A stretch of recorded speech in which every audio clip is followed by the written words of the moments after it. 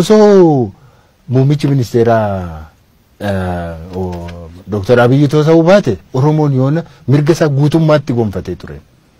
Muummichi ministeeraa danqaa osoo hin danqe osoo Oromoodha jedheetu waan meeqa ofirraa kutee waan meeqa obsee har'a laffisaa daangaansaa weerarame ijoolleen isaa hidhamtee ijoolleen isaa warri kaleessa qabsoo kana finiinsanii wannoo godhan har'a intarhaamuu jedhanii arrabsamanii salphatanii qismi wannoon isaanii hamleen isaanii cabee qalbiin isaanii akka cabu hin ta'an turan.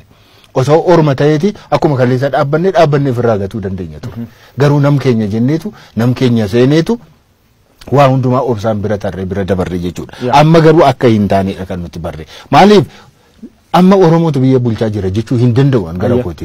Maaliif isaanuu dubbataniiru. Fakkeenyaatiif naannoo Amaaraatti namoonni aangawoonni isaanii yeroo dubbatan warri aangawoonni isaanii guguddaan yeroo dubbatan isa fuula dura jiru kan ilaalana hoomacha inni Arafaadha ka jedhani openly bahanillee maal jechuudha kun jedhanillee tarkaanfiin takallee hin fudhatamne wanni tokkollee wanni dubbatame hin jiru.